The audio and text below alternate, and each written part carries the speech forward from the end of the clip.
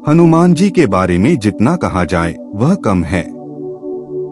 जब हनुमान जी ने श्री राम के आदेश पर लंका में प्रवेश किया तो उन्हें कई बाधाओं का सामना करना पड़ा, जैसे विशालकाय समुद्र को पार करते वक्त राक्षसी सुरसा के मुख में से होकर निकलना और फिर लंका के चारों ओर बने सोने के परकोटे को फांदने के बाद लंकिनी नाम की एक राक्षसी को मार देने आदि। लंकिनी को मारने के बाद रावण तक यह खबर पहुंच जाती है कि कोई वानर महल में प्रवेश कर गया है। इसके बाद महल में हनुमान जी विभीषण को राम भक्त जानकर उनसे मुलाकात करते हैं। फिर अक्षय वाटिका में प्रवेश कर माता सीता को राम की दी हुई अंगूठी देते हैं। इसके बाद वे अशोक वाटिका का विध्वंस कर देते हैं। इस खबर के फैलने के बाद मेघनाद का पुत्र अक्षय कुमार उन्हें मारने के लिए आता है, लेकिन हनुमान जी उसका वध कर देते हैं।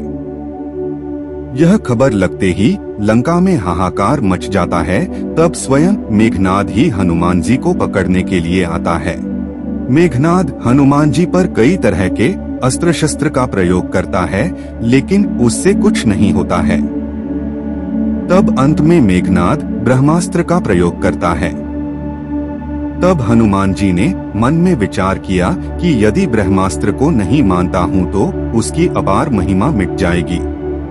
तब हनुमान जी मेघनाद के ब्रह्मास्त्र का सम्मान रखकर वृक्ष से गिर पड़ते हैं।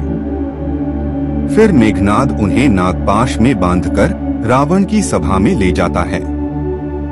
पहला कारण, वहां हनुमान जी हाथ जोड़कर रावण को समझाते हैं कि तू जो कर रहा है वह सही नहीं है। प्रभु श्री राम की शरण में आजा।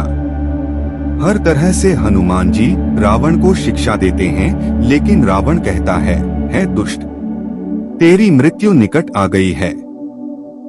अधम, मुझे शिक्षा देने चला है। हनुमान जी ने कहा, इससे उल्टा ही होगा। यह तेरा मति भ्रम है, मैंने प्रत्यक्ष जान लिया है। यह सुनकर रावण और कुपित हो जाता है और कहता है, मैं सबको समझाकर कहता हूँ कि बंदर की ममता पूंछ पर होती है, अत तेल में कपड़ा डुबोकर इसकी पूंछ में बांधकर फिर आग लगा दो। जब बिना पूंछ का यह बंदर वहां जाएगा तब यह मूख अपने मालिक को साथ ले आएगा। जिनकी इसने बहुत बड़ाई की है, मैं जरा उनकी प्रभुता तो देखूं। तब हनुमान जी को पकड़कर सभी राक्षस उनकी पूंछ को कपड़े से लपेटने लगते हैं। हनुमान जी अपनी पूंछ को बढ़ाना प्रारंभ करते हैं तो सभी देखते रह जाते हैं। पूंछ के लपेटने में इतना कपड़ा और घी तेल लगा कि नगर में कपड़ा, घी और तेल ही नहीं रह गया। हनुमान जी ने ऐसा खेल किया कि पूंछ बढ़ गई। नगरवासी लोग तमाशा देखने आए। वे हनुमान जी को पैर से ठोकर मारते हैं और उनकी हंसी करते हैं। अंत में उनकी पूंछ में आग दी गई। तब बंधन से निकलकर हनुमान जी सोने की अटारियों पर जा चढ़े। उनको देखकर राक्षसों की स्त्रियां भयभीत हो गईं। उस समय भगवान की प्रेरणा से 49 पवन चलने लगे। हनुमान जी अट्टहास करके गरजे और बढ़कर आकाश से जा लगे। तब वे अपनी जलती हुई पूंछ से दौड़कर एक महल से दूसरे महल पर चढ़कर उनमें आग लगाने लगे। देखते ही देखते नगर जलने लगता है और चारों ओर अफरात फरी व चीख पुकार मच जाती है।